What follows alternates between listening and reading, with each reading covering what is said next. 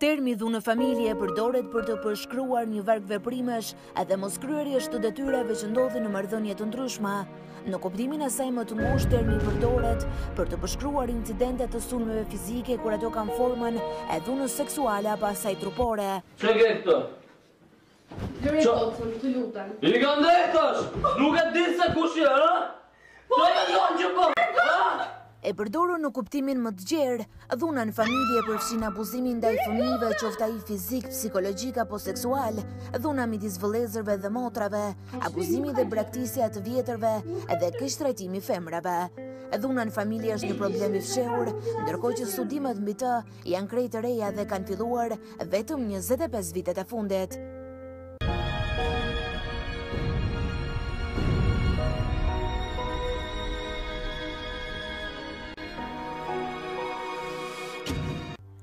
Dhuna në familje është gjithashtu e rrezikshme për anëtarët e familjes, apo për të tjerët që përpiqen të ndërhyjnë, të cilët mund të dëmtohen apo vriten nga abuzuesi.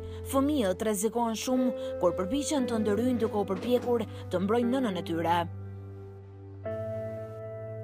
Dhuna në familje ka origjinën në të gjithë kontekstin social.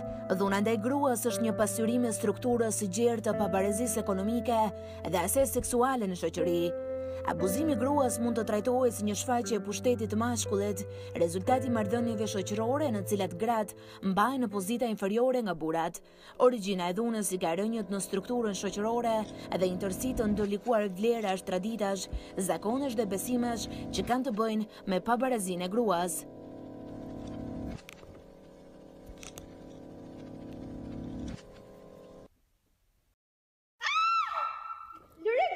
Duke ditur kufizimet e studimeve ekzistuese, është e vështirë të dalësh në përfundime rreth pozitës shoqërore të viktimës së dhunës në familje.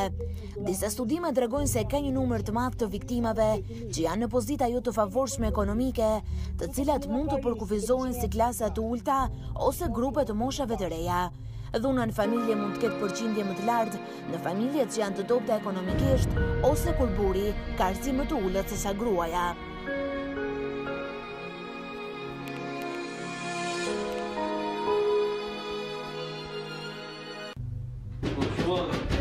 Aty, do të shoh lëvizësh fare.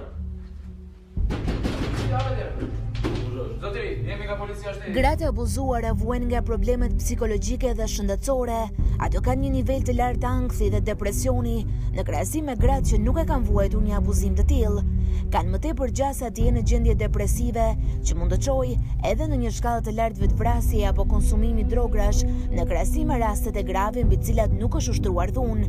Pasojat e dhunës nuk kufizohen vetëm tek viktima e abuzuar.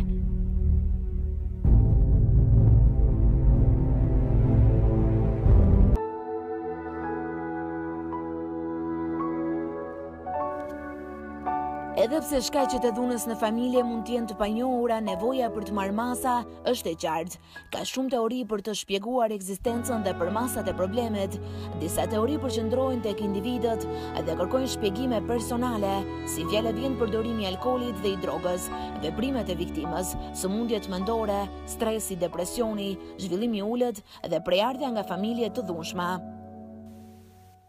Ndikimi i dhunës pësuar në fëmijëri është i fuqishëm tek të dy sekset, por ka dhe ndryshime dhe variacione gjinore përsa i takon goditjes së aspekteve emocionale dhe atyre intelektuale. Ato adoptohen me mendimin që dhuna është normale dhe përjedhoj, përshtaten për të mos të aftësohen për t'u nështruar dhunës dhe për të pranuar atë si normale atë zakonshme në marrëdhëniet e tyre të ardhshme intime apo familjare. Tek ata zhvillohet ashtu si frika, nështrimi edhe kompleksi i inferioritetit. Kur ende nuk kanë krijuar familje, ata fillojnë të praktikojnë përjashtimin dhe mënjanimin nga grupi shoqëror i të tjerëve që u duken të rrezikshëm, sidomos meshkujve, edhe kur nuk e realizojnë këtë, mënjanohen edhe vetë. E rëndësishme është që ky fenomen të parandalohet, prandaj nëse jeni prezent në një rasti të tillë, kontaktoni organet përkatëse në mënyrë që të shmangni dhunën dhe efektet e saj në jetën e të gjithëve ne.